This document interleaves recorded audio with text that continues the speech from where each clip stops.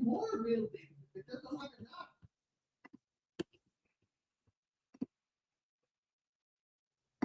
You don't know. How's the junior? We go to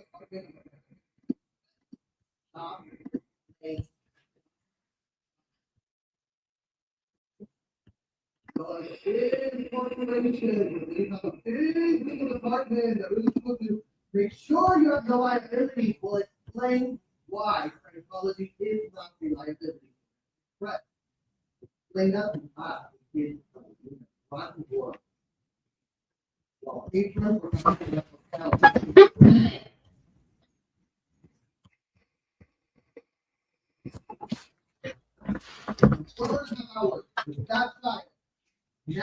Hi guys, it's Michael, and we are live, and I'm sitting here trying to figure out all these different buttons, and I notice I've got an S, another C in Scientology, and I'll correct that later. But I just wanted to start the chat just by saying hello to everybody that's out there. And yes, I totally let's see here, let's go there. Okay, good evening. Yeah, so hey, let's bring up my little friend here at the stage. There she is, Miss Pearl Snappy.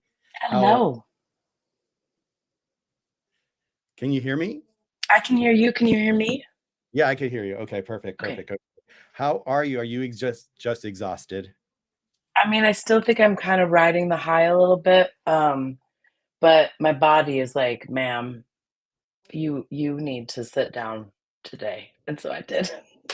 Good. You know, I've been watching you from afar, and I've been just so loving what you're doing out there. And I wanted to get to know you, and I wanted my audience to get to know you and who you are and how you came about it and what got you on this whole mission where you are today in Austin at Scientology.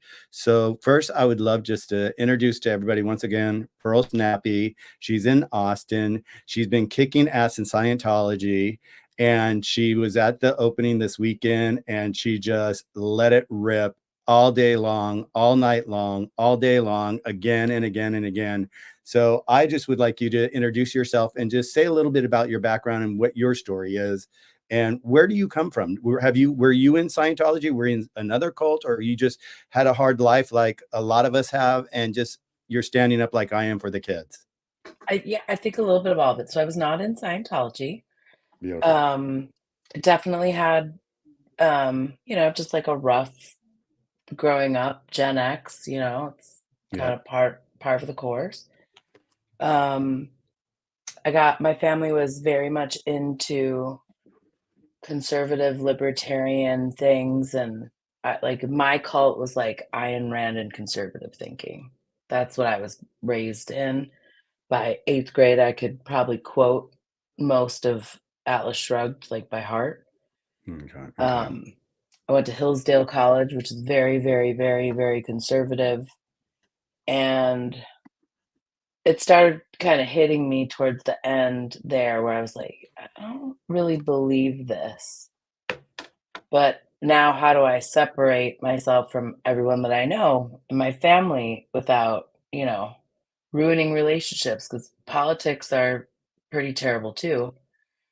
And then when I got into grad school for education, you kind of have to face the facts there, right? It's kind of in your face. You see, and especially when it comes to the data, because that's what I do, work with educational data. I saw the numbers. I was like, okay, these things don't line up here at all. The things that I thought I believed, the things that I was taught to believe, it just did not mesh. And so I started having to come to terms with a lot of the thoughts that I had about different socioeconomic statuses of people, different ethnicities of people, just everything. My own white privilege. It's very uncomfortable. It got real uncomfortable as I got older and realized more things that I thought that were just like, oh, I can't believe I thought that. It has caused problems with my family. It still does. But growing up, it was rough for a lot of reasons. I was, forced to be an adult in situations when I shouldn't have been. I was brought out and shown off when it was convenient. I was put away when I was inconvenient. Uh, And I think a lot of those things line up with a lot of the experiences that a lot of people, especially the kids that grew up in Scientology, experienced. And I think a lot of people, especially of my generation, Gen X, we watched all of the documentaries. We watched Leah Remini and that other person on A&E, and we were like, "Wow, this is mind-blowing." And then all of the survivors got on YouTube, mhm. and then you saw the unsanitized, as Serge likes to call it, view, Yep. and I just don't know how you can ignore that. I just don't know how you can ignore that. Mhm. Um, and so when Aaron announced that Austin was having its ideal org opening, I was just like, "Oh, I'm gonna be there. I'm a troll professional," and I didn't realize truly until I got out there how therapeutic it was gonna be, but also how triggered I was gonna get and how I needed to pace myself and recognize my own triggers when I got out there and just went from 0 to blind rage in 3 seconds because it happens. It's easy to happen out there. Um, so it's been a learning experience. It's been very therapeutic for me, and getting the feedback from the folks that I learned all this information from Serge, Nora, Liz Squared, Aaron, Natalie, Mike Brown, everybody. Sorry if I'm leaving people out, but No, yeah. everybody. Yeah, everybody, yeah. Um, it just empowered me to keep going. It made me certain that I was doing the right thing, and not just them, but other a lot of women, but men too, but a lot of women in the chat who were in a narcissistic relationship, also same. And why do we choose that? Well, because that's what we grew up with, right? So that's what we Mhm. Yeah, chose. exactly. Eh, Breaking that apart through therapy and then also through standing up to bullies. It's amazing and it's hard and it's the best thing I've ever done. That's just beautiful. I mean, there's so many crossovers with what you're sharing with me because, like, I grew up here in Los Angeles, California. My mom was in the movie business. My dad was an LAPD officer. And and just like, Serge is my husband. And I went out on the streets with him because I wanted to make sure he was going to be okay. And he just kept saying, Michael, you need to start a channel. You need to start a channel. And so I did. But I didn't know either that when I got out there, I was going to be so triggered by the LAPD. Every Right. time I saw them or continue to see them, it reminds me of that white picket fence I lived behind in a golf course neighborhood and my dad beating the shit out of my mom and I on the inside. But when we walked out, we were this happy little family with a boat, motorcycles, the cars, whatever. Right. Cars were always changing in our driveway. New car here, this car, that kind of car, hot rods, whatever it was. Um, and it's not to say that I didn't have a great childhood because my mom was blessed. I was blessed because my mom knew that I loved art and just got me into art really early and just let me be an artist. And that's where I just kind of like found my serenity at the time and growing up. And they were just kids. Like I believe your parents probably were, it sounds like too. Is like I had to be a parent with them. I Mhm. mean, when they had my sister, they were like 17, 18. And when they had me, 18, 19. And they were just kids. So they were kids raising kids. And so your story resonates with me so much. Through all this that we're talking about, the pain, Mhm. I was in a relationship too where I was with someone that with the ego that was so large that being a designer, every time I would design something, they would look at me and say, "Oh, you're just playing. You're just having fun. You're just making fun." Yes. Yes. Yes. Absolutely. Same. Same What are you doing? What with do you think you're doing? Right, yeah, what right? are you doing? Why aren't you doing this? Why aren't you doing this prescribed set of things that we wish you would do? Yep. And it's still happening. I'm 44, it's still happening. They're still doing it to me. Well, I'm like a lot older and it's still, my dad still tries it, but I just, I set a boundary. I've finally learned how to set boundaries and just keep people where they need to be in my life to make me aligned. I learned this a long time ago. And I'm not gonna it's like I learned this a long time ago. If you ask a lot of people in life, I'm holding two ice cream cones. What flavors are they? The first answer they give you is vanilla and chocolate because the whole world lives by vanilla and chocolate, So true. you So know? true. And like when I meet people, and I didn't ask you that question because I didn't want to put you on the spot here on, the YouTube, but it's like when I meet people, I always ask them that question. It really kind of lets me have a little insight, but it's still 90% of the people will say vanilla and chocolate because the government, it starts way back then. It starts with the interpretation of our grandparents. Our grandparents gave it to our parents and our parents try to give it to us, but we grew up in a generation where we kind of, I think like you, it's like, well, I'm in a generation ahead of you, it sounds like, but it's like, I learned that, wait a second, art, love, alignment. I was there in my own when I wasn't being slammed against the wall or we weren't on a road trip and doing fun stuff too. And like it wasn't that we didn't do fun stuff, right? Sure. Of course. But yeah, so through all this, and I told you we'd kind of keep this short tonight, but we'll just let it go wherever it goes, okay? And Of when you course. said I've had enough, you just say it. But through all this, where did your humor your humor out there just grabs me. I mean, last night, was it today or today you said to some old man, "Go fuck your, go fuck yourself." What did you say?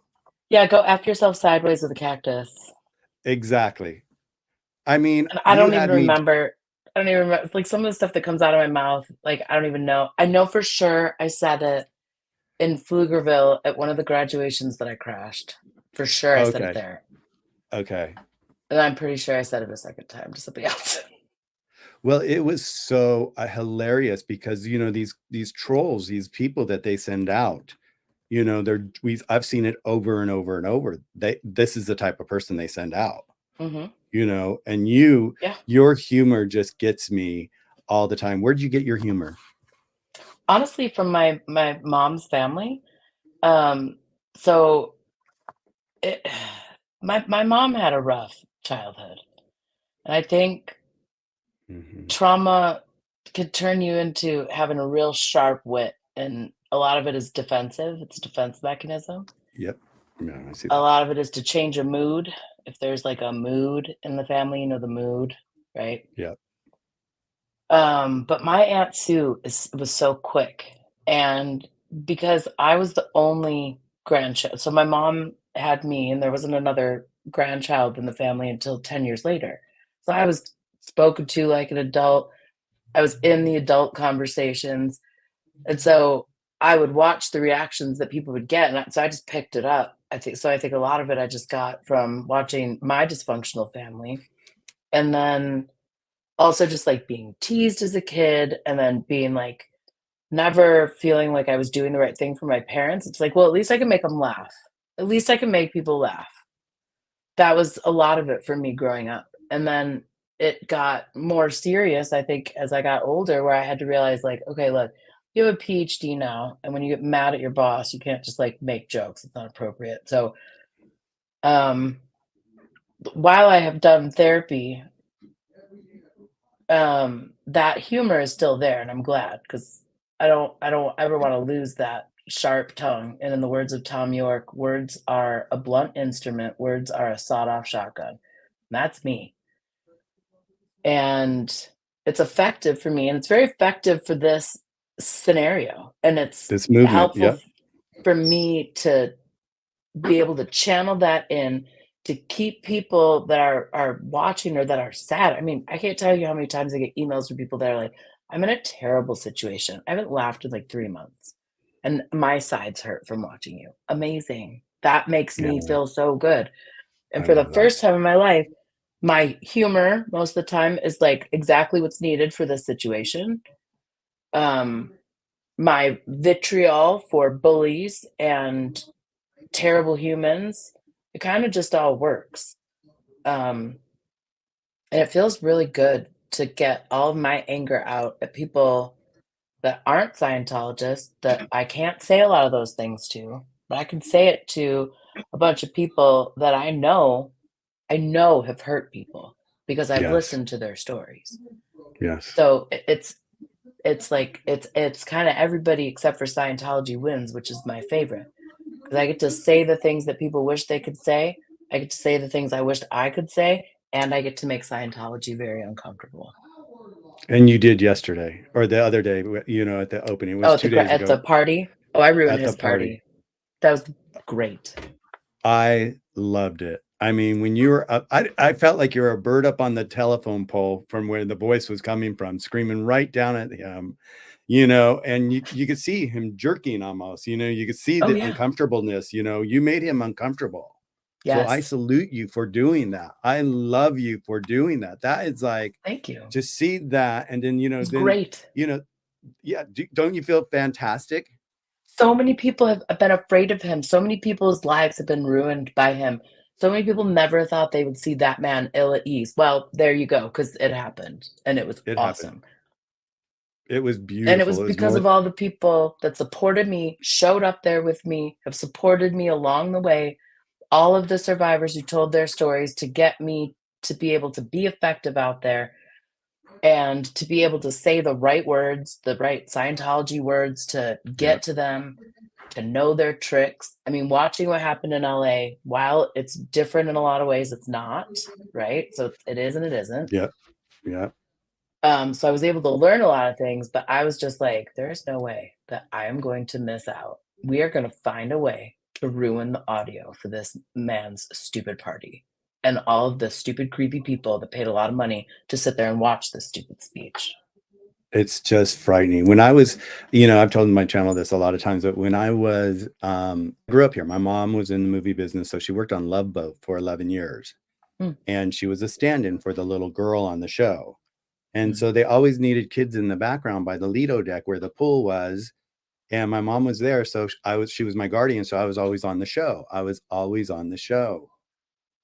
And so they were always advertising in all the acting magazines, free acting classes, come to Scientology, blah, blah, blah, Of blah, blah, course. blah, blah, blah, blah, blah.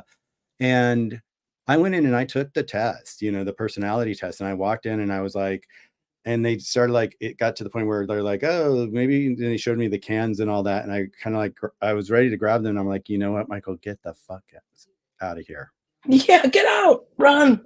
I felt it so deeply in my soul, and the funny thing about it is like 15 years later, I found myself shooting a Hallmark special in their Palladium ballroom there at the Celebrity Center, and they were standing around just staring at us, and I just felt It's that creepy. nasty, evil energy, and it's just like, and from meeting all the kids in this weekend, that 75-foot scroll that Liz did, I don't know if you have had a chance to I see did. that. Oh, yes. That's all, it was so beautiful. It was like at first she was just gonna roll it out and have them stand behind it, all the Scientology kids that were there, kind of near their name or wherever. And then the next thing you know, they actually circled the whole Celebrity Center. They went all Amazing. the way around. And when they came back, it was so beautiful. It was so moving. And all these kids like you know, that are on the outside that's out there protesting all the time in LA here that you've been watching, they call them the Squirrel Squad or whatever they want to call them, but they're all independent, brilliant kids out here, and Absolutely. they were there, and it was like one of the most magical moments. So, watch, and triggering for me, triggering, I went to a place where we all got together and Serge actually got on the cans and did an auditing test with one of the kids. And to see Serge do that and then realize he was 12 years old, 12. 12, doing that with adults, asking those kind of questions with an earbud in his ear. And if he wasn't asking the right questions, there was a double, mirror there, and they're saying, ask him this, say this. Now Right. ask, and I sat there and I think about it, and I'm like going, I at least when in my life has been real magical. I've been just I've had just a magical life. I've, been on television, and it's not television. It's just the fun of the people that I've met. I got a chance to meet Andy Warhol. I got to meet Christine Crawford. I've got to meet some really cool people, and not meet, and just like Christine Crawford, I lived in her guest house for a while, and she That's was awesome. just, yeah, it's just a remarkable experience in life. I got to meet Sandy Meisner, who was like the first acting coach in New York City. So I've had these encounters with these incredible people throughout my life. And I'm looking today at these incredible people, and you're one of them. Do you Thank realize you. that? I Do you think realize so. that? Good. I think so. I think so. I feel it for the first time in my life, and I feel like my voice and everything about me, everybody accepts it here, mostly everybody, and the people that don't, whatever, and I'm finally at that point in my life too, which is also awesome. Um, but finding a place where you can feel like this is what I'm supposed to be doing, this is how I'm supposed to be using this reckless mouth, is to bring awareness and to shame the people that need to be shamed, and to bring awareness. If I wasn't standing out there and singing on that corner and holding a sign, and if all the women that came with me weren't out there holding their signs, those kids they just thought that Scientology had closed down and it was never going to be back again. Well, they would have been real surprised. And they have been surprised and they're horrified. They're just like, are people still doing this? And I'm like, yeah, sadly, yes. Um, and so I'm not gonna stop until they are afraid to use that coffee shop, till they are afraid to come out there, and I mean the Scientologists, obviously, not the kids. Yeah, of course. I want them to be afraid to walk out that door and see me standing there, or anybody else who starts coming. I want them to be like, "We know that we are not going to have an easy time out here, because she's either gonna be playing some OT level thing, or she's going to be calling us child traffickers, or she's going to be giving a clear cog, or she's going to be telling us about things." And it's just like, when I look at some of the younger people, and I know people like that, there are people that are helping me get information about what's happening on the inside there. So I find out that some of these people that are like real nasty to me, and like the things that you don't hear them say to me offline, I know you know. But I think for people that have not been around Scientologists, especially when they're triggered, let me tell you, you think the things that come out of my mouth are bad, you should hear what they say to me. So to find out that when I'm looking at Tanya and I'm like, "You're part of a child trafficking cult," like, she was trafficked. She was Yeah. trafficked. Yeah. She was trafficked in, and her little body router boyfriend who was trying to get her away from me, and the woman that was standing behind her, that was her mother who trafficked her into Trafficked this her. Yep. cult. Yep. The parents. It's disgusting, and you have to keep it together, and it's like, because really what you wanna do is just, like, lunge at people and just, like, shake them and be like, "What is wrong with you?" And let her go. Like, I wanna grab her mom and be like, "Run, run," but I know she won't, and that's also frustrating, and you don't get an instant reaction. You have to realize, like, "Look, I'm not here to get these adults out. I'm here to prevent people from going in, and I'm here to raise awareness about the tax exemption and getting those kids out." Yeah. And you have to Yeah. be, I had to learn to be realistic, right? About for a lot of reasons. One, because when people come up and ask you, "Why are you doing this?" You need an answer that they're Yes. not gonna walk away from. Um, and you also need to realize that, and I agree with Serge, if you are an adult and you're consenting and this is the stuff you're into, I'm not here to kink shame you, but that is what this is. Let's be very honest about it. Very clear. Right. And those kids can't consent. And so every time that door opens, I'm gonna yell, "Kids can't consent," especially when I see you bringing kids in there. Yep. Yep. We were at the event here. They were just having some yearly event in the valley, and we were filming there, and I was over at the parking lot as they were leaving, and there was like a grandmother, but I don't even know now that I've thought about it, I don't even know if it was a grandmother or if it was a handler. It was likely to be a handler, okay, with 3 young boys, and they were like 2, 3, 4, and she's like, "Get in the car, hide, duck, duck, duck," you Yeah. know, Yeah, and I'm like going, these poor kids. And so I stopped screaming at them because one of my chat people says, don't scare the children, and that's not what we're there for either, So I stopped screaming at them, but it was just so shocking to me to see this older lady with these three young boys and her telling them already, duck, duck, duck, don't look, and it was just like, hide behind the car over there. And it was just horrifying to see. And it's like one of the things I've seen here is with these kids out there, streets out there, and we've joined them. And it's like, they started frosting all their windows in all their buildings. Right. They've got their blinds down. They've Here got too now. plastic. They've got plastic all around the fence of the celebrity center now to hide the celebrity center from the street, you know, and then the Scientologists, if they're out on the street and they're walking by outside of either the Big Blue or the Celebrity Center, they're told not to even say a word to us. Correct. It But used to be but go on. well, on the other hand, so that happens. And so like when there was like a lot of the people there, they were like bringing the kids out the side door when I was out front. But at the graduation that was at like that weird Lions Club place, they sent the children out to handle us. I would never in any other situation swear at children, okay? But I know that those parents sent them out there. Yeah, So I stayed far away. I was like a good 50 yards at least away from yeah, them.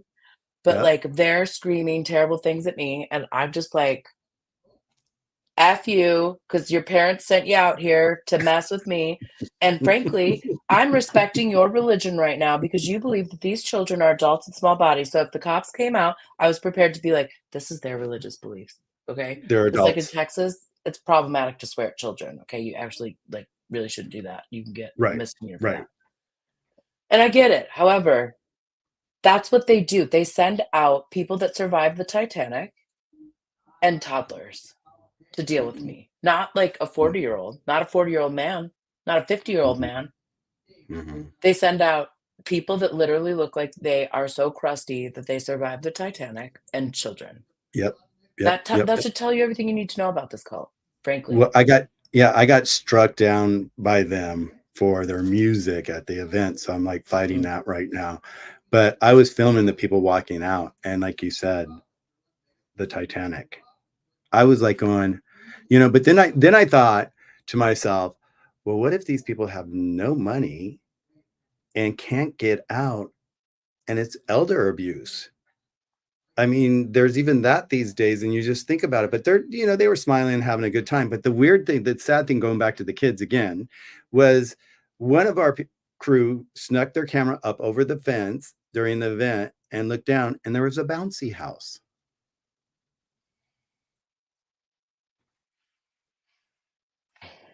Seems about right. They in the little release for this grand opening thing, they were just like at the last line. First of all, they asked for kids to help work and build the Hmm. sets.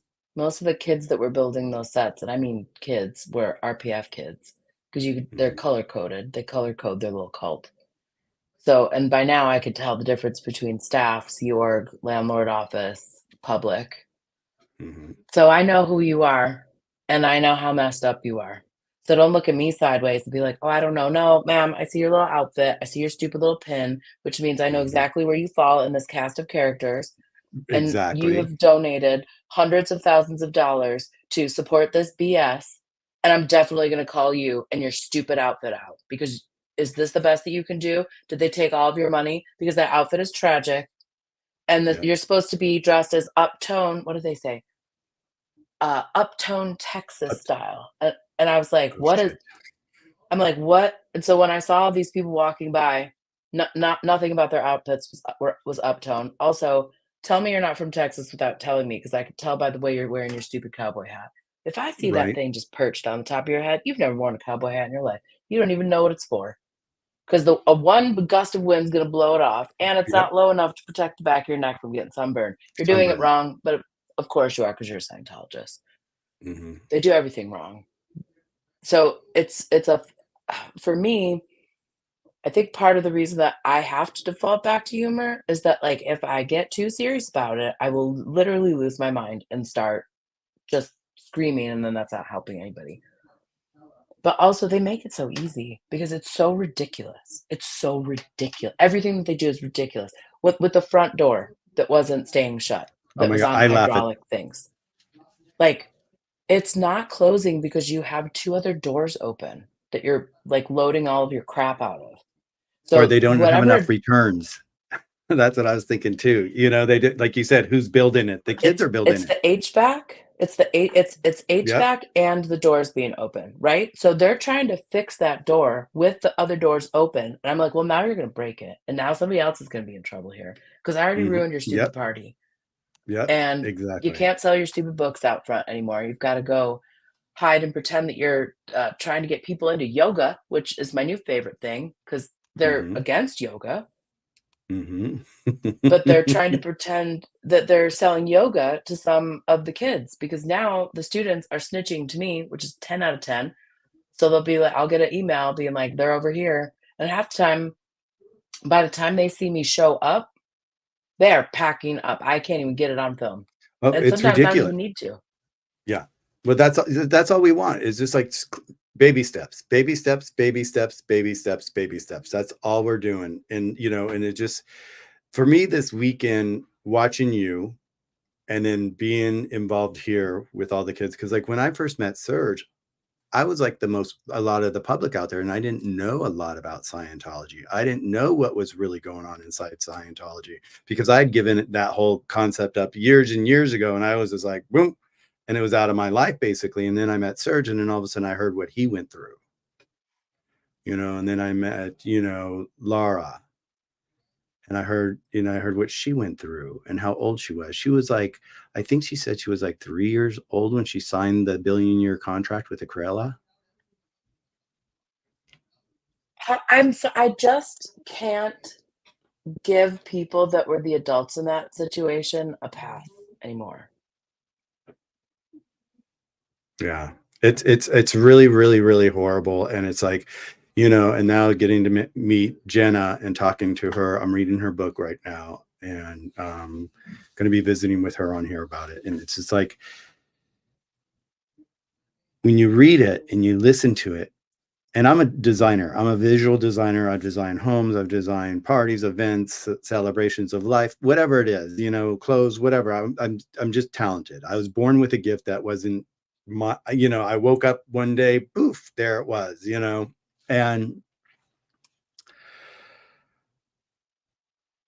oh, God, I just get so wrapped up sometimes. I just get so upset because like this, I have to go back to this weekend because when I saw those kids, and we'll get back to the other, but it's like when I saw those kids this weekend together after hearing all their stories and reading their books, I visualize everything, I build everything, and I put myself in that position. I'm like, Same. I play that part. It's just automatic for my brain to do that because I'm like, how can this work this way? What, or they think, I'm like, and I fry Yeah. out on it. Yeah. It can drive you crazy, and so can those people that are still in. Yeah. The robotic reactions to things, the training that they have to be robot people, but that's also not an excuse, and so I have a level of cognitive dissonance between being like, "How'd you get in your car and drive through the world to this building, and, like, nothing struck you is strange? Nothing about what you're doing seems the fact that, like, you all have to pack up and move immediately from Austin now and all go to Chicago to, like, continue this farce that there's people like, that many people in this cult. Yeah. At some point, you need to have some personal responsibility to be like, "Wow, I'm perpetuating this disaster." And I know the stories of the people in Austin, okay? So I know that those people have money. I know that they do. I know that Yeah. they're just fine. I know they've given millions, and I know they have millions more.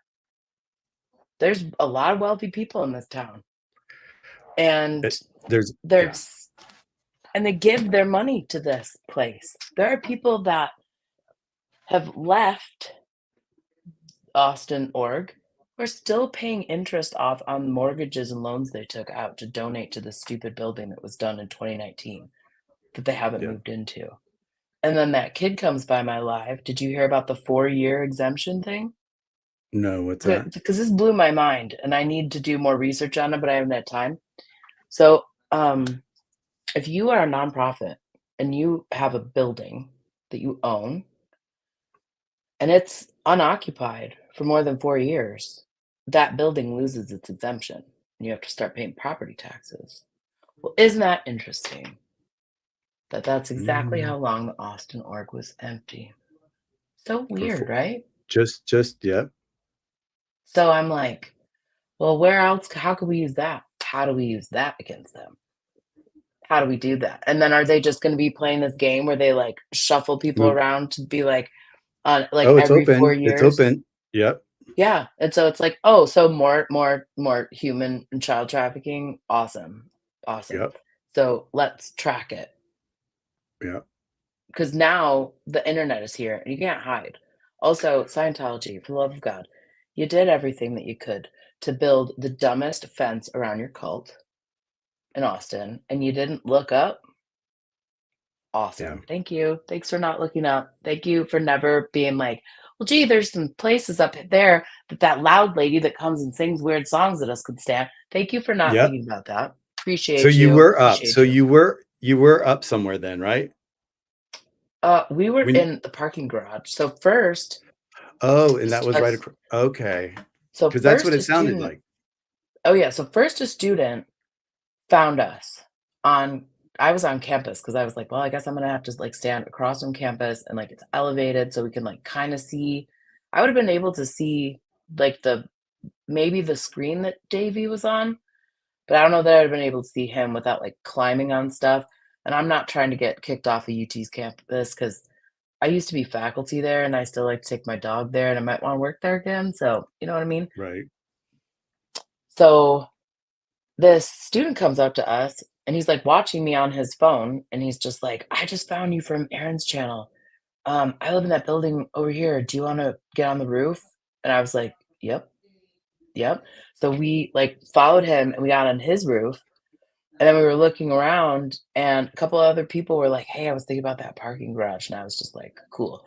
So more people had come to meet us, and I didn't wanna get that kid in trouble because I knew I needed to yell. My whole Right. goal was to ruin the audio. So I was like, "I'm Right. not gonna yeah, I can't yell from here. Like, this kid's gonna get in trouble. I'm not trying to ruin anything for him." So we left there and found the parking garage, and I was like, "Oh my god. I cannot wait to ruin this good time." And watching the guy who was in charge of shutting me up just continue to fail and then throw a full-on Scientology hissy fit, a million out of 10. A million out of 10. Yep. I I will love that. watch that short over and over on, at Freelance Adventures page. Whenever I'm sad, I will go to watch him, like, pointing at the decibel meter and the cops being like, "It's not amplified, that's just her. That's There's just her. nothing we can Yeah. do." It's 101 decibels. Well, she's not using the speaker. It's the garage resonating it. It's not her, Right. right? But it's Also, your voice. don't It's mess your with the voice. theater don't mess with the theater major. Theater. Tell me about Don't theater. well, I was in theater. I wasn't really a major, but I was a theater person all through high school and some college. I have a professional theater resume. I could sing, I could dance, I could act. That's what I did as a kid growing up. That was like my outlet. And because I was never really a good artist, but an amazing photographer. So, like, I have the eye for it and I get it, but theater, that was it for me, and dance. That like, I love it. I still do. I still tap dance. I still take classes and stuff. It's awesome. So, and in college, I went to, like, a very, very, very gross conservative college, and I just, like, wasn't really their cup of tea. Whatever. They're not mine either. Bye. It's everybody. I But always say everybody plays in different playgrounds, and we get to play in our playground that fits for us. absolutely, and I just kept pushing it, and now it's like, "Oh, okay, well, now I know why I learned how to project my voice like that. Now I Yeah. know how I learned why I learned set design and how to build stuff. and come up with creative solutions to problems, which is helpful as a statistician too, because you don't meet a lot of like really creative, gregarious statisticians. And that's really necessary to figure out actual problems. You have to have creativity.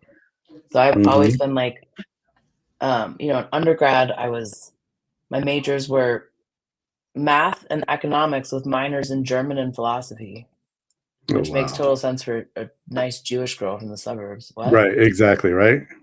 And then I go to grad school and I get my master's in economics and my PhD in educational measurement. And the reason I'm good at it is because I have all those other things and I'm creative and I think outside the box.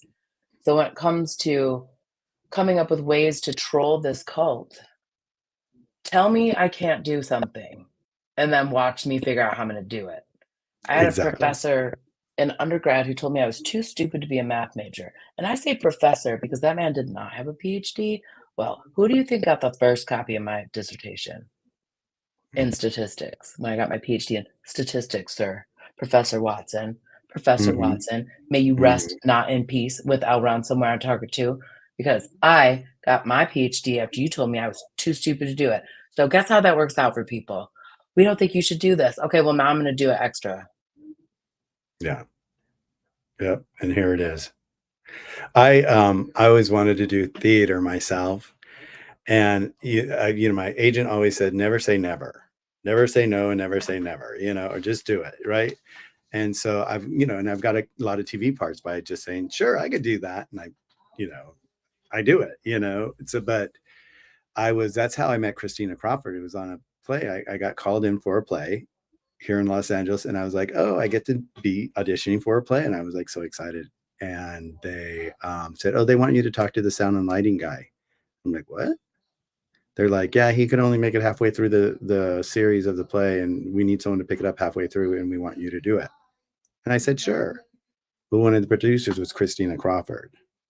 Awesome. And so that's how I got to meet her because we just had fun together. But I really so yeah. And when's your birthday? I'm not a big, Scorpio I'm or April. I'm Aries. you're Aries. Oh, nice. I love Aries. That's funny. I get along with Aries really well. I'm a Gemini. That makes sense. I get along with Geminis too. No, I'm Yeah. full Aries, everything, top to bottom, no question. Um, and I think that plays into a lot of it too. I'm very loyal, but I'm very funny and I'm fiery, and when I see something wrong, I'm gonna burn it down. Yeah. And I'll find a way And to now do it's it. the right thing to Right. do. I'm not burning down the wrong stuff just because I'm so mad at life that I just like burn down the wrong stuff. Now I can focus it towards standing up for something that I know is wrong and getting to burn it down. And if I get to entertain some people along the way, that's even better. And I think what's important to understand for the folks that are watching all of us is that, first of all, we all have like a different approach, right? And we all fill a different niche, and none of us are like better or worse at this. And you don't have to like all of us. That's great. But there's also no competition. Um, just find who speaks to you, because Serge taught us that courage is contagious. And just go out, whatever it is that you want to go stand up against, just start doing it. Just start doing it. Just like with theater, just start doing it if that's what you want to do. I hadn't tap danced in years, and I started auditioning for Dragoween, which is like what like our like the big drag show for Halloween in Austin, and there's always like a big tap number in it. And that's my favorite kind of dance to do. I love tap dancing. And so I just started trying out for those things. And I don't care if I'm in the back row. I just want to be out there having fun and being on stage and thinking about something different. And that's kind of what this is here as well. Like, I don't want it to always just be like a stand-up show, and I don't want people to be like, "Oh, it's all about her." But also, like, why don't you come out here and do this and see, how hard this is? And I'm not perfect. No one's gonna be perfect at it, and you lose your mind sometimes. And sometimes you say stuff that you shouldn't. The important thing is to be like, "Hey, I messed up. I apologize." You acknowledge what you did, apologize, and stop doing it, right? But just do something, and I think that was the biggest thing for me. Just get out there and just start. Just start doing something, and it feels amazing. Feels good for me, feels good to get the feedback from people, especially the folks that are under the radar that are like, "Oh my god, I've always Yes. hated that woman. I've hated that woman for my life, and I am so glad that you just screamed that in her face." "You're Yeah. welcome. I'll do it again. What's her name? I'll call her by her actual name. What do you want? Yeah. What do you need?" That's my favorite, is when people message me that are just like, "Oh, I remember that person. She made my life hell. Like, you give it to her." And I'm like, "Oh, your husband slept with your underage sister? Mm. Mhm. You And didn't think now we now knew? now he married her? Tragic." Yeah. Now you waited till the statutory, R word was Yep. up, and then you married her? Adorable. Yep. And so now your kids are cousins and step or half siblings? Like, Mother good job. brother, right? Uh-huh. Yeah. Yeah. Right? Good job. Good job. You nailed it. So ethical. It's And and then you I hear think that. one of them had to, like, audit the other one about it. Ugh.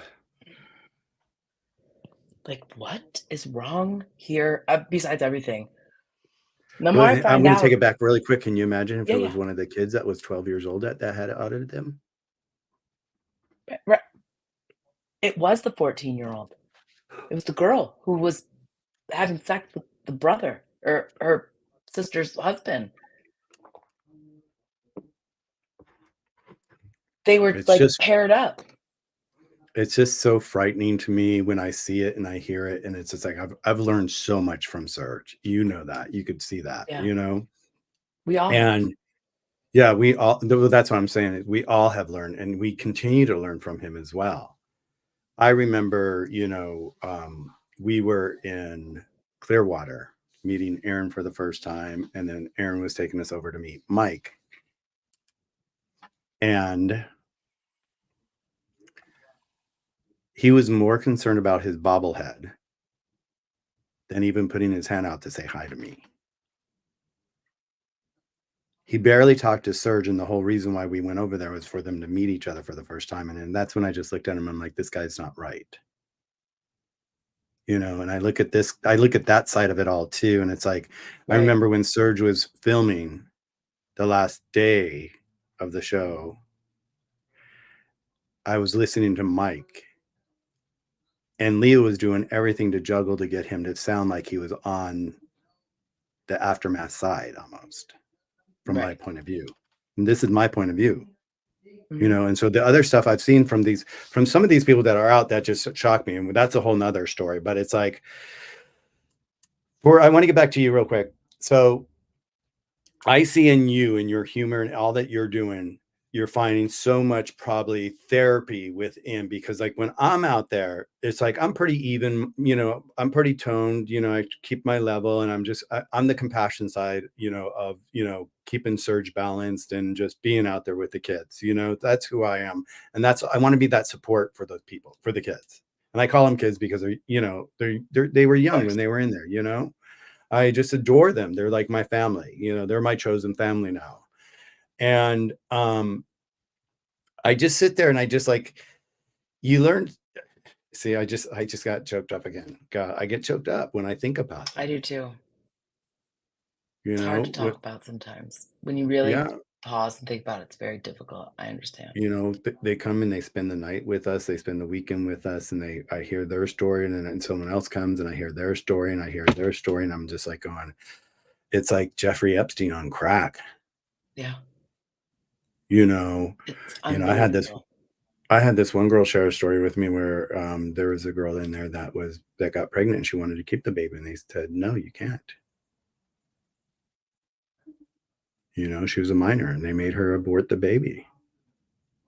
And you're just like That going, you just sit there. So for you, this has been therapy for you as well. 100%. Absolutely. Yeah, yeah. And the forced abortion is when I was 25, I was really sick and no one knew it was wrong. I ended up having to have a hysterectomy and bilateral oophorectomy at 25. Wow. So when I see that there's this piece of shit called out here that is forcing women to do this, Over, and there's people out here over, who, like, and don't even over. have that option, And when I know that there are people that have abortions and then they can't have kids anymore, like, Mhm, who in the F are you? Pieces of mhm, shit. mhm. And how in this, like, abortion preventing state of Texas is this being allowed? Help me Done. understand. I don't understand. Where is this happening? Where are they going? Right, because that's illegal now. I You could know. be in trouble. So where yeah, exactly. Where is this Yeah, happening? what doctor office is owned by Scientology, run by Scientology that's allowing this with Right, the back door, you know? And right. that's the kind of shenanigans how do you feel well, I one last question about the therapy for you, okay? Because Sure, sure. I see that because for me, I didn't realize this was gonna be therapy for me. I thought I was just gonna be out there protecting Serge and being with Serge and just being out there, but then all of a sudden I found myself facing my dad every 5 minutes. And the corruption. I remember back when the Rodney King case was here, Right. and this is way back, I remember. and my dad came home bragging, calling his friends, snapping open a beer, calling the kid that was just recruited for LAPD because of him down the street and just celebrate. And I sat there and I'm like going, "What the fuck?" I said, "At least," and that's what's so beautiful about today is we've got cameras. Right. We've got our First Amendment and we have cameras and we can go anywhere we want to go and actually do this. And so that has given me, I mean, it's therapy. So it's been therapy for you. Have you seen a shift in your life with this? I think I yes. First of all, I don't think I've ever slept as well as I have in a long time. But a lot of this stuff, it's almost kinda like when you're doing a scrimmage, right? Like you practice, you're on a soccer team, you're scrimmaging, and then you get to the game, right? So I feel like therapy, sitting in the office for years with my amazing therapist has been like a scrimmage. And I've been, like, learning stuff where I've been like, "Okay, kinda overreacted here, probably caused this issue," or "I found myself attracted to this person and caused this issue." And so, like, you're kinda practicing those things, but you still aren't always ready for what's gonna trigger you or what's gonna make you fall back into the patterns. Well, let me tell you, go stand in front of some Scientologists, okay, with their creepy, weird smiles and try to tell them the truth. Let me tell you, any trigger that you thought that you were past, you're probably not, and it's gonna come out. It's been amazing because then I could talk to my therapist about that and be like, "Maybe we need a little bit more work on this," or, "I guess I didn't really realize that this behavior was triggering me. I actually thought it was something else, but then like this happened." So she watches my live streams so that we can go through it and talk about it. And I could be like, look, I went from 0 to Mel Gibson in 3 seconds in this moment right here. Let's maybe not do that anymore because I don't want to be that person.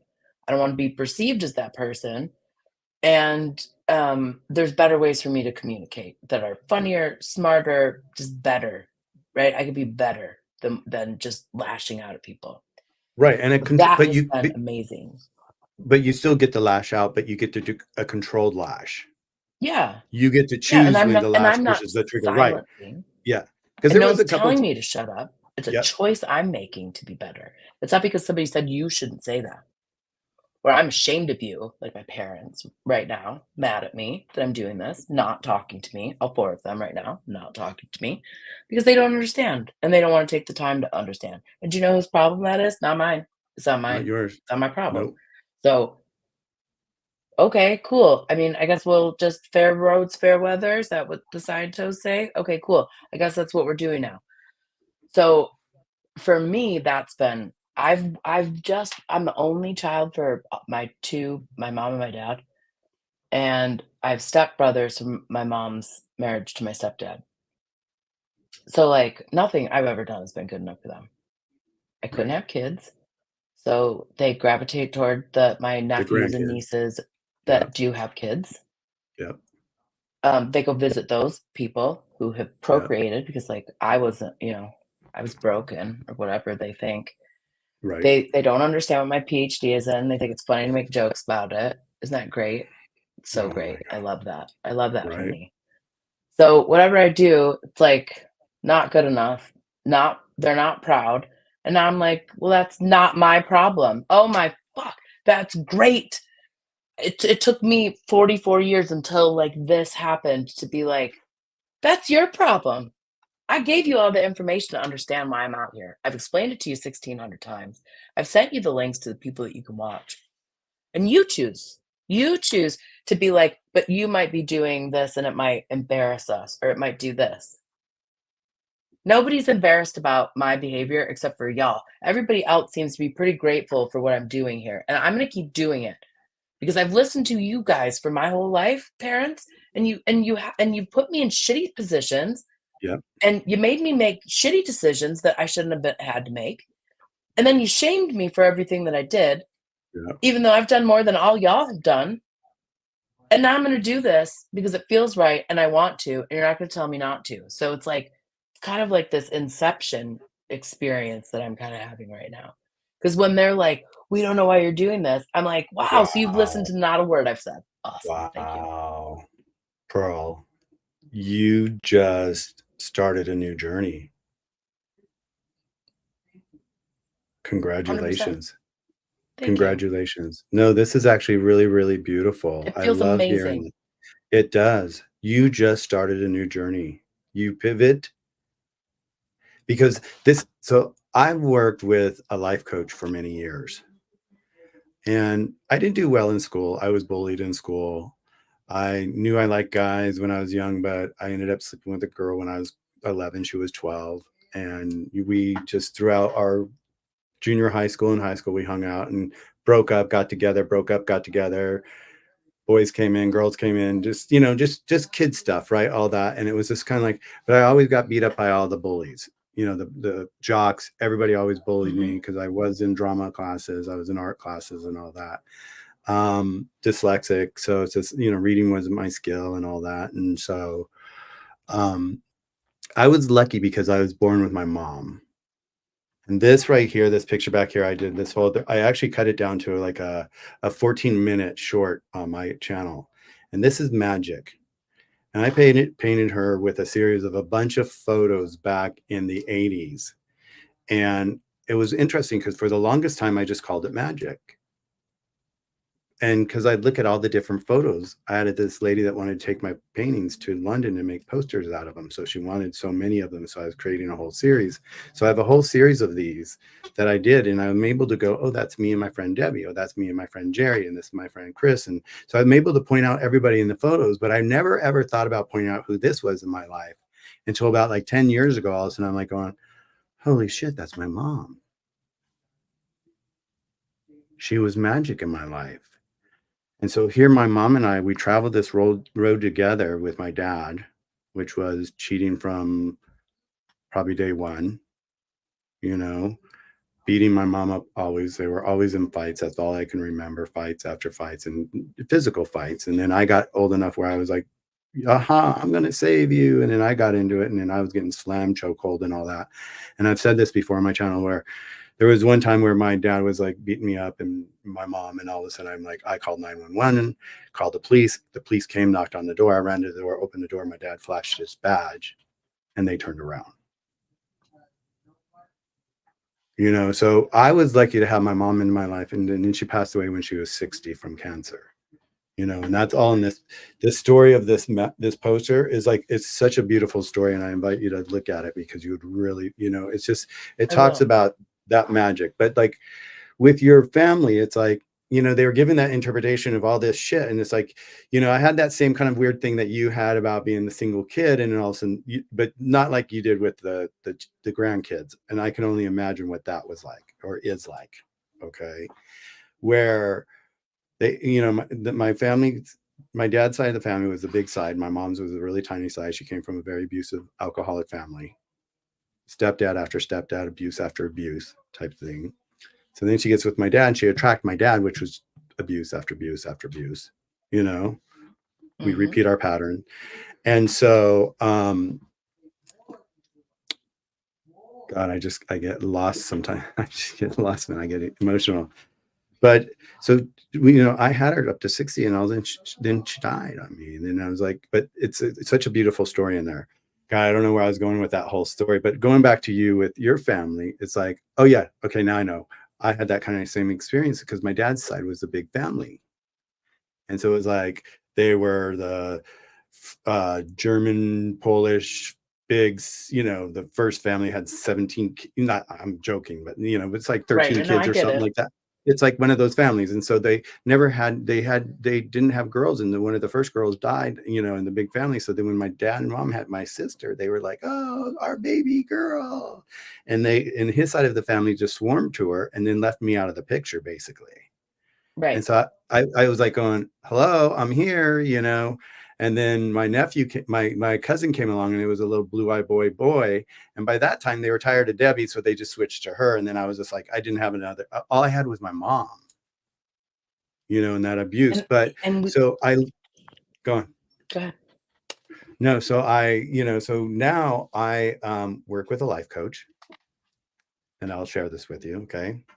Is that we have a physical body Mhm, and then we have either a spiritual or just our soul out here, whatever that is mhm. for us, right? And those two need to be in alignment. Okay. And when those are in alignment, your life does this. Okay. And when I'm telling you this story too, I also think the kids in Scientology never had an opportunity to do this when they were little. They never Right, had a chance to be in their alignment, find out who they were, what they were right, like. What do I want to do in life? What do I want to be in life? That was stolen from them along with so many other things. Their right. dreams were Because 'cause you're just stolen. here to clear the planet and be a, like, creepy plaything for creepy older people. Yeah, their dreams were stolen. Every Yeah. single one of them. Yeah. Yeah, it's horrible. So I was lucky I grew up in that kind of family where I had that, but it's just like, I go back to the kids. It's just like we're here for the kids, and what you've gone through now is like what I was saying is like you're on a new journey now. Once you're in alignment, the only person that can pull you out of alignment is yourself. That's right. A lot of times we'll say, our parents would scream at us or they'll do this or they'll do that. And all of a sudden we'll go "Phoom," over there and go, "Blah, blah, blah, blah, blah, blah, blah," and, try to fight back with it. But it's our fault. It's our choice to go there. Correct. Okay. Find your alignment. Yeah. And by finding your alignment, you find something that you enjoy to do and you find happiness, you find joy in it, you find love in it, and you find therapy in it, you find self-expression in it. You get to be yourself, you get to be authentic, right? And Unapologetically. exactly. And then you want to be at like a high vibration because the people that are out, out of alignment are really playing in low vibrations. So you really don't want to go to those places where it's a low vibration, right? So you want to stay in No. alignment I've at a high vibration. I've lived there. It was terrible. It did You nothing grew for up me. there. You grew up there. You grew up there. Yeah. And so now In a what you're lot of doing right ways. now, yeah, now what you're doing, you just did a big pivot. We call it a pivot. I always say, write what's not working in your life and then write what you want instead. Okay. Quit looking what's not working in your life. And that means quit going to it and go Right. to what you want instead, you So know? true. And so what you're doing right now is you're being so authentic in being who you are, true to yourself, and giving and loving back so much. And that's why I've been reaching out to you because I just adore you and I salute you for you being on this new journey. You've pivoted into a new direction. I appreciate you. Now you're gonna make me choke up. No, it's true. I don't think you've heard a lot of that in your life. And it's like, you deserve to hear this. I appreciate What it. And I finally what you're believe it now. Yeah. I mean, your voice is so beautiful, so strong. I mean, your comic sense of you crack me up, but it is, that's one thing is like all my gay friends, they all got that comic thing and I didn't get it. I'm artist. I'm like this crazy genius artist. I did this one piece and I took it and they built it. It's on my Instagram and it's like it's 10 feet tall and I took it in to get it made. And they're like, how did you do this? They go, what engineering school did you go to? I said, I didn't. They go, you had to have, Right. but it was because I was Like, so in no. my life inside. You okay there, baby? Yeah, I'm good. Good, good, good. Yeah, I was so into my head growing up, just staying safe in my own little world because that's where I played until my mom was around. I was always just doing my little things and I was always creating and building and all that. And so I've been really blessed to be able to play in a playground up here. And when you find yourself in alignment and stop going to what's taking you, allowing yourself to take you out to that out of alignment stage, and you stay in your alignment, then you start to play at a high vibration. You're eager, you're joy, you want more, and you're having a great time.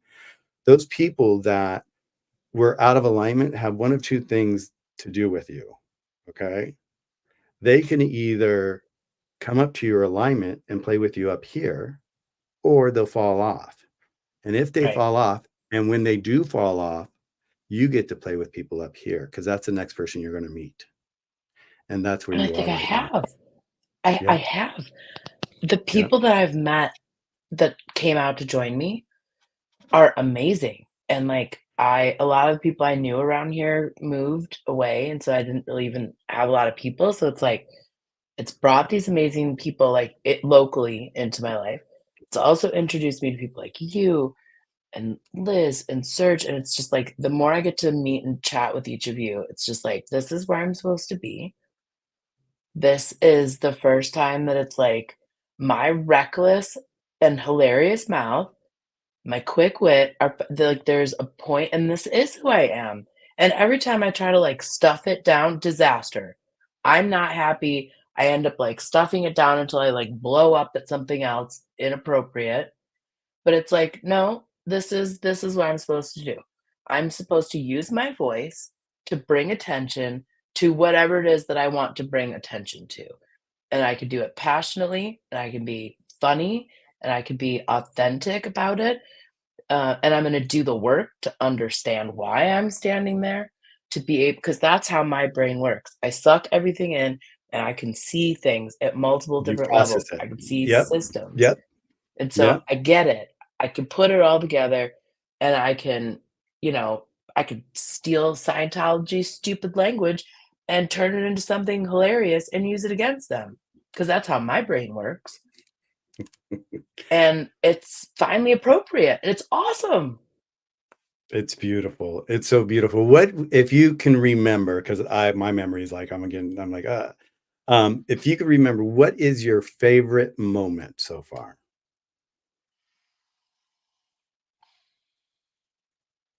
There have been so many, but I think honestly sitting at the table after, like, all these, like, weeks, like, sitting at the table with everybody who showed up, like, all these different people from different walks of life. Most of us never ends. Um, I mean, Punk was in, so I think she's, like, the main exception. I don't know if there's any others. But just, like, all these people that came together for this, and we're just, like, sitting around, like, we just had the biggest success. When's the last time somebody got to yell at David Miscavige in public where we know he heard him and it ruined their party? That was historical, and so we all got to enjoy that moment and then take it and, like, sit there with it and, like, laugh and joke and retell the stories and play some really sloppy pool and just, like, have a great time. That 10 out of 10, that moment right there. And that moment right there, you couldn't have begged for in your childhood. You Mm-mm. know, that moment right there is the beauty where you are today. Because really, like you said, it's Good. history. What you did and the other people that were there, but your voice, I've been following your voice mostly there. And Mhm. what you did, you made history. You know, and the thing that drives me nuts is like here they can't find him and he shows up at an event and they're trying to serve him. It's like why weren't they serving him at the event? You know, for I just Right. broke off to the cop thing, you know what I mean? But and I do that. I my little ADHD, you know, head of mine. Oh, I'm like, same. um, but yeah, no, you made history this, you know, today inside this world of Scientology and just bringing that out to the public. It's like, and the fact that he, you know, showed up, it was just like, you know, someone made a, I think, I don't know if it was Aaron, I think it was Aaron, they call him, but Aaron, right? Said that or you said, maybe you said it. Did you say it or did Aaron say it about the FedEx? You said it about the FedEx boxes coming, 2 FedEx boxes. Did you say that? Yes, I love that. Say that. Say what I'm saying. Yeah, I was just like, "Oh, they're bringing in some FedEx boxes. Oh, they're just a little bit bigger than a shoe box. I bet that's Davy. Bet that's Davy. Oh, there's 2. It might be Tom Cruise as well. Might be the 2 of them." But I do think that might be how they snuck them in. Prove me wrong. Show me the proof where No, I'm wrong. you could be absolutely right. I definitely think that's possible. I mean, it's funny because like when, the kids and the new like Jessica and that whole team, they're out there almost every single night. Right. For me, it's like I'm like, oh my God, I had a tear in my hip, the joint of my hip, so they had to do a hip replacement on me. And so that was like 5 months ago. So me being out there as much as I am, I'm just like, okay, I'm exhausted, I'm tired, this is kicking my ass. But there's just, even like I always say, for me, it's like, I'm designing big events and there's that build up to the vent. It's like this, and then the vent's over and it goes, Right. you know, and Mhm.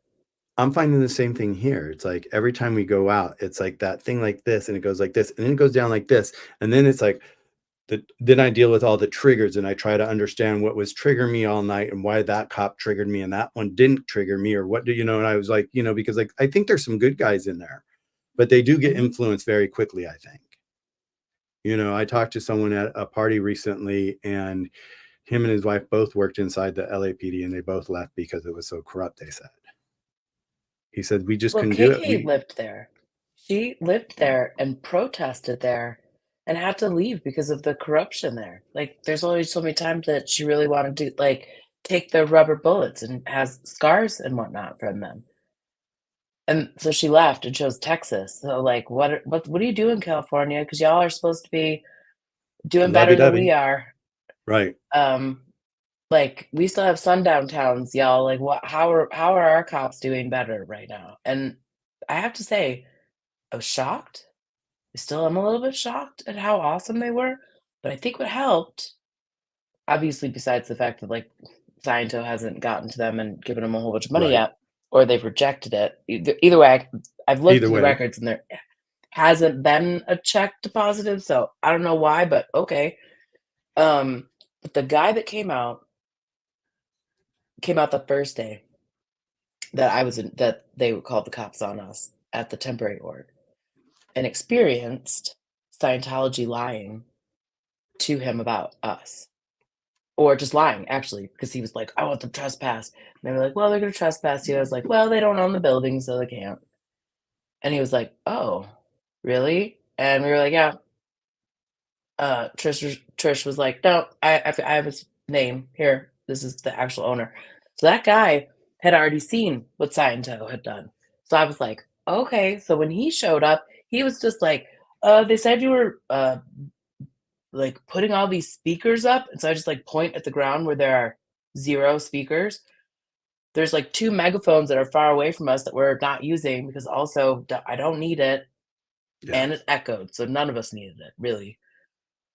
But it's like he just laughed. He just stood there, and so I think that first of all, I think that was helpful for Danny. I mean, we got a picture of Danny, like, standing next to one of the cops with his arm around him, you know? So it's like, what a difference something like that can make, because the people that trigger me there are the men who tell me to shut the F up, and then I don't, and then they get pissed, and I'm like, "Oh, this is what I'm here for," because I have listened especially when men, my bosses, Yeah. people who've stole my academic work, all these people have told me to shut Yeah. up and sit down. I have, and guess what? I'm not doing it anymore. It's amazing. Yeah. Yeah. Like, there's a book on my shelf right now that has a chapter in it that I wrote. I still have the original Word document. Do you think my name is on that chapter in that book? Because it's not. It's 2 men's names on that book. That's I know that feeling. I had being a designer, I design a lot of stuff from scratch, you know, and so I was working on this house. It was a guest house. It was 13,000 square feet. Okay, guest house, or a and guest house. I'm, like, in my house, which is 850 square feet, okay? like us almost, right? Exactly, and so, they were it was actually Cher's old house in Beverly Hills, and it was 26 acres, and Eddie Murphy Whoa. lived there before her, so it was a staple in Beverly Hills. It was one of the, Walmart people that bought it. Mm, But anyway, so it was 13,000 square feet house. So I was designing it, right? So we were in the powder room and she wanted it really Moroccan and just really just reds and all this, really beautiful. And then she had a great style for design. She was like one of my best friends. And so I was like, okay. And then she didn't want the regular size powder room. She wanted a really wide powder room. So we had and it was like an odd shape because of the living room could only be this far because they had to keep the old foundation, blah, blah, blah. So I had to design a piece just for it. And all of a sudden I did the first prototype of the leg out of steel. I designed the whole thing and gave it to my steel guys. They built it, just the leg of the first part to show them what it would look like. And I went up to the house and I was like, my middle guy called me up, Michael, I got your leg. And I went and got it and I looked at it and I was like, oh my God, it's so cute. It's so beautiful. And I was holding it in my hand like a baby, I was like so excited. And I lived down the street from her. And all of a sudden I was like, I'm going to go up and show it to her. I know they're having lunch today because I'd set up the lunch with flowers and all that earlier that day. And so I went up there and, the gates open up, the guards let me in and all that. That's kind of that property. And so they're having lunch outside. And I'm like, I say her name and I'm like, look what I have. I have the leg to the powder room. Right. And she snatches it out of my hand and she says to her friends, she goes, oh, look what my husband and I designed for our bathroom. And I was like, huh? And it crushed me. It was like someone stole my yeah, baby. And that's what that, it's that happened to awful. you. Yeah. It's awful, and there's nothing I could say because I would have flushed I was still doing my postdoc. I wasn't even, like, in my first I was like, you can't say anything at that point. It would have ruined my entire career in the field, especially Yep. because my field is very male Yep. dominated. Yep. So, Yep. there's nothing I could do.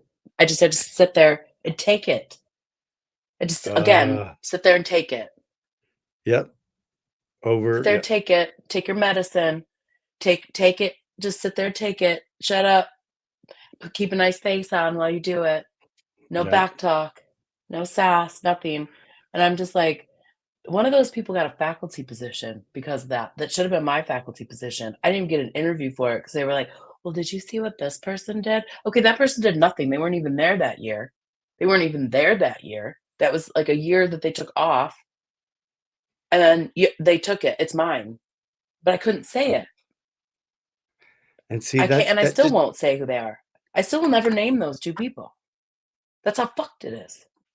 it's well, and that's where I always say I have another analogy where I call it the white chair.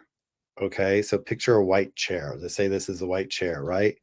And then Mhm. this shit happened to us, and then this shit happened to us, and then this shit happened to us, right? So you got all this Right. shit when it piled up in this white chair from our past, right? And so then we're walking along, and we meet somebody, and the first thing we do is we go to say hi to him, and here's the person, and we're like, hi, hi, hi. We got this white chair full of shit in front of us. So sometimes we have to learn to put down that white chair. Okay. It will always be there for you to go back to and have and all that.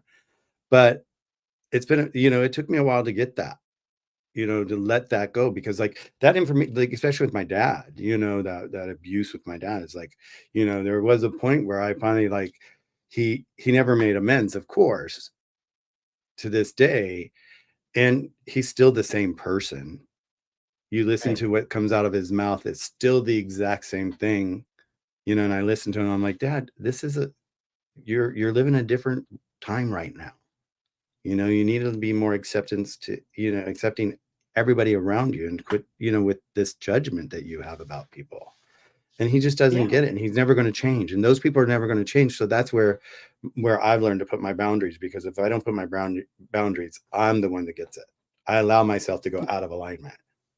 Me too. Yeah. And I think so. I have a similar way of looking at it. It's a little different. So my analogy I'd is love to hear it. just Yeah. because just because somebody gives you a brick, it does not mean you have to put it in your backpack and carry it around. Yep. You just put that brick down. Yep. You don't need to carry it around with you. Just put that brick down. Don't even accept Yeah. the brick. Just put it down. Or just like take it and be like, thank you, and then put it down. Stop. Yep. And that That- to me is like that's what I have. That's The great. the mental image that I use because I'm like, nope, see, you're carrying around too many people's bricks that aren't yours. Yeah. Because Yeah. everything You that you stop and you're carry like, how many around, bricks am I got? Yeah. Uh-huh. right? Too many, too many. Because I only carry around water and cannabis, okay, and my dogs. Also, I want to ask you about what your pet Line does. business is. You're gonna love this. You want to hear the story about it? Yes, please. So, because I told you I'd let you go early, but I know that we're just having a good time here, so we're just doing whatever, right? Um, Right, so I started volunteering for pet rescues, helping them set up their events because they did not know how to do their events. And so I started helping them with their events and just building their events. And so then I'd go to the events and I'd always hear the pet parents saying, oh my God, I take my dog to the vet. They give him steroids, they give him shots, they give him Western medicine. And I'm very vegan and I would like to do something different. And there's nothing out there. There's nothing out there. There's nothing out there. So probably like from that first event I did, and I heard that I did several of them. Then all of a sudden, I was Bravo called me, and I was on the Housewives with Lisa, designing her event for her foundation, where it's a beautiful foundation that she goes over to China and she saves the dogs from the Yulin Festival, where they eat them during a certain time of the year. Okay, horrible, just horrible. So, um, and I kept hearing the same thing again from people again over all throughout the years. There got to be something better. And so that like you see the problem, you start to do this, and you find the solution, right? right, Okay. So I saw the problem, and I'm like, okay, what? There's got to be a solution. So then that's when the era of like the CBD came in, like 4 or 5 years ago. 5 years ago, all the CBDs came in, and I started looking at them, and they were all kind of very too similar for what I was looking for. They were kind of like, oh, this fixes all type of thing, and it's like, no, I wanted something that was more specific to each kind of issue a pet may have. right. So so Lisa would have this dog day event in West Hollywood, and so we went to it, Serge and I, and we'd been at many different dog events looking at different products and all that, and we were there, and all of a sudden we meet Dr. Kyle. And Dr. Kyle was sitting there with three little brown boxes on his desk, on this little, desk where he's got his tin above him. And I'm like, what's this? And he goes, oh, it's Eastern medicine for pets. And I'm like, what? He goes, yeah, it's Eastern medicine for pets. And I'm like, and he had one that said calming, he had one that said pain, and he had one that says allergy. And I'm like, well, how did you come up with this? And he said, well, I studied and I went to school. I'm an acupuncturist and a Chinese herbologist. And so I treat my clients holistically through acupuncture and herbs and Chinese herbs. And so I'm like, He goes, I go, well, what made you think of pets? And he goes, well, I went to go visit my brother's dog, and she was just scratching. She had all these, she was just kept scratching. And I asked my brother, I'm like, what's going on with Zoe? And he goes, well, she's got allergies and she's had them for the last couple of years. She's got bald spots, which are called hot spots on the dog. And Hmm. all all the medication, the allergy medication, the pills, the shots, they're not working any longer. They haven't for a long time. He goes, well, let me make something for you up that I make for one of my clients for their allergies. So he went back to his place, his little lab, made something, sent it to his brother. And a week later, his brother calls and says, oh my God, Kyle. And Kyle goes, what? He goes, Zoe's not scratching. Amazing. And Kyle goes, really? He goes, oh, good. I'm glad it works. Just kind of, doctor type of personality. And so Right. then he goes back to his office. He's at his office and he's talking to his clients about it. He goes, oh my God, I made this for my brother and it stopped the allergy and all that. And then one of the clients go, well, my dog's really, really nervous. Can you make me something for her to calm her down? Made a calming one, handed it to her. Next time he saw her, she's like, I can't believe it. She is calmer than she's ever been, but she's herself. It doesn't Yes. take away her motor skills. And so he's That's like, what I hate wow. about having to do that for mine. Yep, yep. And so then, another client asked about pain, and he did one for pain, and it worked. And so there he was in the park with his three little brown boxes, typical doctor, missing a digit from his telephone number. Not really, but it was cute because I went to call him and I'm like, And yep. you need one more digit here, And so he looked at me, he handed me a box of it, and he goes, I know who you are. Go take it to all your rescues that you work with and see how it works. And so I dropped it off to all my rescues, and all of a sudden I was getting phone call after phone call after phone call. And they're like, oh my God, what is this stuff? What is this stuff? We can't believe this stuff. And it's like, and they're dealing with difficult dogs that are just being rescued off the street, So I was like, oh shit, I think I found it. That's what I said. I'm like, oh my God, I think we found it, Serge. And Yes. so Serge and I went back to him and I said, hey, what do you think about, I can either buy it from you and then rebrand it, and I'll make you a lot of money, eventually, but it's not about the money. It's about the pets. That's what it's for me. Okay. It's all about the pets. And so he's like, no, I know who you are. And he goes, you'd be a really good partner. Why don't you be my partner? So, And so we took it from here. I'm going to go run and go grab some, and I'll show you some real quick. What's going on with your dog? I have a rescue. He is very anxious, still. He's very, very sweet and very protective of me, but, like, so anxious. And Ziggy has allergies, so the other one has really bad allergies, especially, like, his ears. Okay, so I'm going to go run for a second, and you're going to share a story with the crowd about the second favorite moment you had this weekend with David Miscavige. Okay. It's my second favorite moment this week. I think it was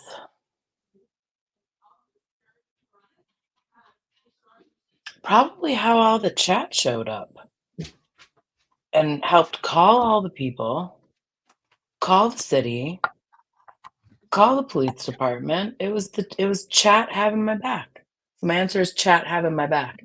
My chat having my back, helping me call all the police and all the people that were in charge, everything. I mean, like, I was getting emails like, "Hey, I got a hold of this person. This is who you need to talk to. I got a call back." And I was like, "This is amazing."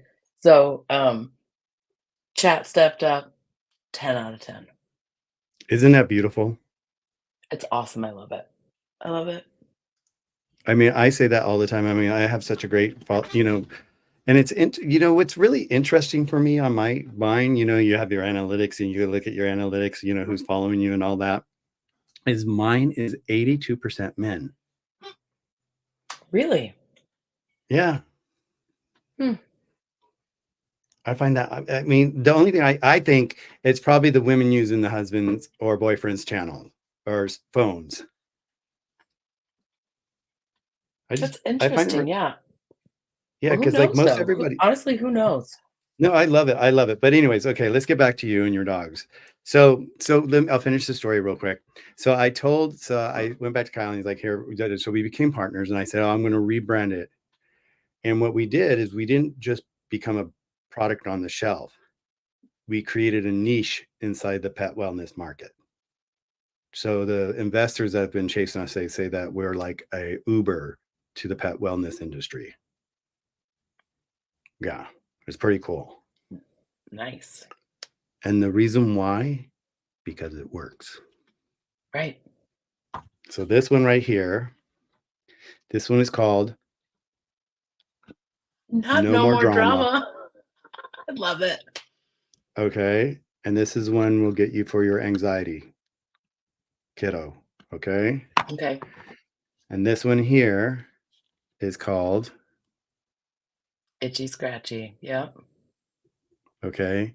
Now, the one thing I want you to do before I send this to you, okay, and you'll text me your address and all this, and I'll get this to you, okay? And I will sponsor you for your dog's life. Get out of here. No, I will. Oh. Did you guys hear that? They're sleeping. They're They sleeping. heard So it. what I want you to do, the one with allergies, okay? and this is for Mhm. everybody out there too, do this with your dog too, is sniff between the toes, okay, and sniff inside the ears, and if it smells like corn chip, it's likely they have yeast as Oh, well. it is. It's his ear. He gets yeast infections in his ear. Okay, so I'm gonna send you yucky fungus. Okay. Okay, I didn't grab that one, but I'll get you yucky fungus too, because yucky fungus you have to give it to for at least 1 month minimum. Okay. Okay, how big is he? They're both about 40 pounds, 40, 45 pounds. Okay, so I'll probably send you several of each, okay? That you need I'll set you up properly, okay? But the Okay. instructions are that you have to do yucky fungus minimum for 1 month because yeast hides. A lot of times people will, like, try it and then, they'll be halfway through the month and they're like, "Oh, it's gone." No, it's like a toe fungus almost for them. It hides Right. out and it's hard to get rid of, okay? Yeast and it's so and then so this will decrease that smell in their ears and their feet and all that. So that's called yucky fungus. So we have 9 formulas. We've got no more drama. We've got itchy scratchy. We've got ouchie for pain. We've got can't poop. We got poo poo problems for diarrhea. Can't poo poo for constipation. Yucky fungus for fungal, right? Yeast. And then we have eat for digestion. So we cover the 9 main issues. And we also have PP issues for kidney stones. And that's a big one for cats. Right. Okay, even dogs that get kidney stones because if there's tiny, they can't go in and blast them away because it will blast their bladder or kidneys away. So this helps dissolve them. And these are just ancient Chinese recipes that are thousands of years old that I were love it. recalculated for pets, but they're human grade. That's awesome. It's so Oh, cute. I'm I so had this excited. I had this one lady call me up one day and she's like, Michael, she goes, my dog is in this, my dog is just, I've got grandkids and I've got great grandkids. And she goes, and they just drive my little one nuts when they come over. They're pulling on his tail, pulling on his ear, and he just a stress ball. And she goes, what do you have? And I said, no more drama. So I sent her no more drama. And all of a sudden she calls me back a couple of weeks later and she's like, oh my God, Michael. I go, she goes, I can't believe this stuff. It makes him so calm. And they're all friends now. She goes, what do you have for me? I said, I go, what's going on with you? She goes, well, because I'm 80 something years old, I get sick every time they come around because they're coming from all different states. I get their little colds. I said, oh, you need Forever Young. She ordered for Forever Young and called me back a few weeks later and said, oh my God, Michael, I'm not getting sick. Oh, it's awesome. Mine are very anxious when people come over and they've been trained. It doesn't even sometimes like I can't even keep them well trained because they're just like so much energy and they're also not used to people coming over. But like once you get in, like they're the best and they just want to love all over you. But like every time you come over, it's like Groundhog Day. Like they've never seen you before. How old are they? So Kenny is 9 and Ziggy is 2. Okay, great. So Ziggy may be a little kind of aftermath pandemic or Yeah, he mid pandemic. that's his and he feeds, but he also stops the fastest. Like, he's just barking because Kenny's barking. His issue Is is he the is anxious one or the allergy one? allergy. Okay. So Ziggy's the allergy one. Like, he just, like, barks because Kenny's barking. But, he knows what's going on. He knows when to be like, "This is a problem, Brr. this person's coming from my mom," versus just like, "Oh, well, the other one's barking, I'm gonna bark too." And Kenny's just, like, afraid of everything all the time that is not me. Or my ex-boyfriend who's like currently their dog walker too. So like if it's not me or Brian, Kenny's just like ah, and he like shakes and he freaks out. It's a whole thing. He Mm, expresses his anal glands, which smells so great. mm. At least I don't have to pay for that to be done, I guess. But that's like his. Well, one of ours helps with the anal glands, and I'll send you that one as well, okay? Well, he doesn't need it. He just clears those out on his own when he gets anxious. Oh my god, that's crazy. That's so funny. It's funny, back during the pandemic, there was a platform called, Clubhouse. Did you hear about it? Hmm. So Serge told me about it, and he's like, "Oh, you should get on it. You should get on it and talk about, just your life and your art and all that, and design and weddings and all that." And I'm like, because we were like, "What do we do?" So I got on it, Right. and so we looked over. Well, I looked over inside the rooms and all that, and I'm like, I thought I was going to go in and talk about my design and show different design or talk about different design projects, send them to my website or whatever. And so then I'm like, no, that's not really going to give me that much happiness. I've kind of lived that life, I've been doing it my whole life, but I'll share it once in a while here and there. And so then I looked over at the pets section, and there was like everybody was all over the place. No one was like together. They were like all over here, and I'm like, yeah. And I'm like, I'm going to make a channel there. And I ended up doing 3 rooms a day, like 3 1-hour rooms a day for a year. And it was like the most beautiful thing, because having this product in during the pandemic, we just launched it just before the pandemic. So you could understand, you could see where our business was like, we were like, what the fuck? Yeah. No, we can't go Like, out, oh we my can't knock gosh, on this doors. is it. Right. All the trade shows shut down and all that. And we're like, okay, what do we do? But we did it. It's succeeding and it's growing fastly. It's beautiful. Love It's that. beautiful. It's opened so many pets all over. I had one, I always digress to different stories, but um, I had one pet store call me the other day, and he goes, Michael, I have to tell you something. And I'm like, what? And he goes, I, in my 20 years of owning pet stores, have never brought in a product that not only brings joy to my clients because it works and it's helping their fur babies, but it brings joy to my staff because my clients are coming in and bragging how well their dogs are doing and cats are doing. That's so great. It's I so wanna tell that beautiful. story. I would like to tell that It- story because It's so, my it's dogs so, are my besties. yeah, they're the best. They're the best. And that's something, and for me, it's like I never thought I'd be in this business. I'm like going, and all of a sudden here I am, like, so with the podcast on Clubhouse, or with all those people, I started just reaching out to people all around the world, because it was all around. You could anytime, and I work late at night because I design on my computer late at night. And so I would get these guests on that were just superpowers inside the pet industry that people didn't know about, and then the people that did know about, they're like, how the fuck did you get them? And I'm like, Right. and I'm like, it's just, people are people. I worked around celebrities my whole life, growing up. There's no one special to me. We're all equals. We're all here to, contribute to life some way, some way, make mine's to make magic. That's what it is magic, and I love it. But I learned so much from doing all that about the pets, and I have a podcast for that too. It's called The Pet's Journey. And Okay, so it's yeah. like, yeah, and so it's like, but it's like I learned so much, and like, and then circling back to where you are today, look at what you're learning, you know So much about something like, and about then so like what many I was, things.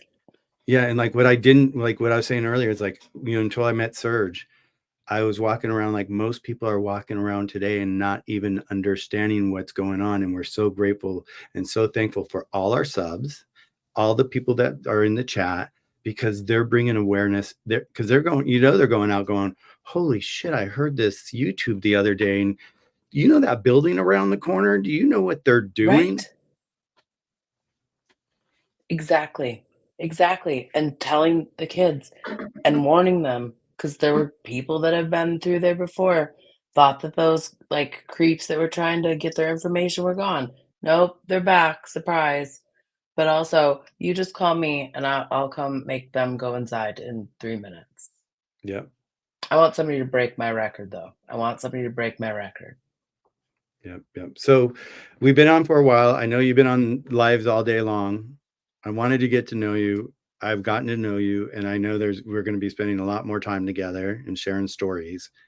Yeah, I absolutely Congrat adore you. This has been delightful. I appreciate you having me on. This has been great. Thank you, and I appreciate your just your tenacity and your brilliance and your joy that you're spreading with everybody through this dark situation. It's so beautiful.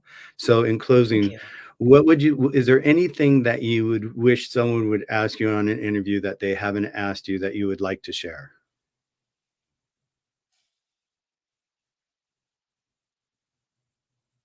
Outside of being like, "Would you like a job?" No. Um, I honestly, I really think that everybody kinda gets it, and so I've been able to I've had the opportunity to talk about all the stuff that I want to. I think I do wanna talk a little bit more about, like, the cybersecurity parts of things and, like, how to protect yourself, just in general, but very specifically with respect to this cult. So, I think that's one thing that now that the 24th is over and I have a little bit more leeway with, like, when I'm gonna go and be at the org and once I figure out what their new patterns are. But I do wanna talk about that. I do want to help people understand because I'm good at translating technical stuff to human. And, I do have a sponsorship with Aura. I have an affiliate, situation with Oh, them, so beautiful. I'm gonna set that up. So and then I could talk And about who's Aura, Aura? which is like so Aura is a complete solution for, virus protection, malware, a VPN, identity protection. It'll get all of your information off of the internet that's already on a site. It'll generate, like, pseudo emails for you that get forwarded to where you want them to go. But, like, if you sign up for something, it'll mask your email, and it'll also have a name that makes sense. You're like, "Oh, this is where I tried for the sweepstakes," or, "This is for a job that I applied to."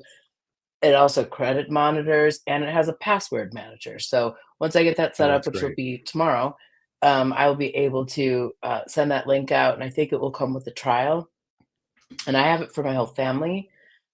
Even though they're being jerks right now, I still love them and want them to be safe, I guess. Right, of Um, course. but it's but it's helpful because if something happens to my parents with either a power of attorney or hopefully not for a long time, like a death certificate, I'm immediately granted access to all of their passwords to every account that they have. Beautiful. Oh, I love that. Yeah, So so let me know about that. Put it in our chat, or, yeah, definitely send it to me and I'll I will. yeah, no, yeah, Serge and I just, for you talked about security and Serge and I just actually I got us body cams. So now I did too. they I just snap got one. yeah, they snap right Yep. here and they just go on and they just I didn't realize I thought they only filmed 45 minutes. I had one the other day that was 2 hours and 45 minutes. So they film actually quite long and it's nice to have, you know. I so somebody sent me because I hadn't done all the research yet. So like I love how supportive people are. Like I hadn't put it on Amazon yet. Somebody's like, I'm just gonna send you a gift certificate. So like when you figure out like you go get this body cam. So I did. I bought the body cam and it's charged now. And so when I go out, I'll have it now, which gives me I just feel better about it, right? For all the things that we've Yeah, seen. Even though it's different here, there's also other things that we have that maybe LA doesn't have, right? So there's always something to be around, but when it comes to Sciento, you need to protect yourself, and you every need to way. protect your data, and you need to have insurance on things, so I'm gonna start talking about that because, like, if somebody hacks into my bank account, I get a check for $1,000,000 because that's the kind of protection that I have, because I've I been love that. doxxed on the internet before. You're not getting me again. Yep. Yep. No, I had an Instagram account that got and it was like it took me months and months and months. And it was stupid that they were like, "Oh, it's really not you." And I'm like, "Yes, it is me. Look at me. I'll show you the Right. wart on my, toe." What's nice about this is that it gives you a sense of security, Mhm. and I think every kid should have one now. That's what I would like to see is like, there's other things too that we do. We have cameras everywhere, but what we do with ours too is we will leave them in our car going at night. We have two Mhm. surges in mine, and it films people coming towards the car, people from the backside of the car. So we now monitor our cars with them too. Perfect. Yeah, I put dash cams in mine. Yep. Yep. So yeah. So well, it's been a complete pleasure spending Same, time with you, Miss same. Pearl Aries. Um, I you're delightful, and this has been lovely. I'm so glad that you invited me on here. Yeah, I've been wanting to meet with you and just get to know you, and I just felt your energy and I just adore you, and I love your new adventure you're on, and I understand it. I'm kind of like there too. I'm always on an adventure and I'm always enjoying life, and I see that you're doing the same, and it's just like congratulations on your, just, it's like when you can be authentic, like you're being authentic, and just have the integrity doing what you're doing, it's just like, how can you not feel good? Right. Because we're here for a mission, and it's like, for me, it's for the kids. It's just to get the kids out. You adults, like you said, go have fun, go play your perverted games you want to play, whatever you want to do, doesn't matter any Right. longer. It doesn't. Hey, if you need help out, you need somebody, talk to me. I maybe be able to help you. I would like to help you. Whatever. Maybe you're really lost. You don't know. It's like I'm sober 18 years, so it's like I work with a lot of people that, have struggles sometimes. And it's like, so you don't know what struggles some people go through, but still there's no reason to treat kids the way they do. So, 100%. Pearl, thank you very much. Thank And I you. will get these into the mail for you, and I'll get some instructions for you. If you have any questions, give me a call. And it's been such a pleasure spending tonight with you. This was not on my agenda, and I'm just happy that I just threw the message out to see if you were around. Me too. Me too. Thank you so much. I appreciate your time, and I can't wait to chat some more. Okay, doll. You have a beautiful night. Okay. Thank you And so we much. will You be, too. and everybody be sure, if you're not following Pearl, follow Pearl. Okay. At Pearl Snappy on YouTube. She's, just a dream for us, and she's holding down the fort. She's kicking ass in Scientology. And yes, everybody, I know I got an extra S in Scientology, or C in Scientology. It's called I Didn't Have My Glasses.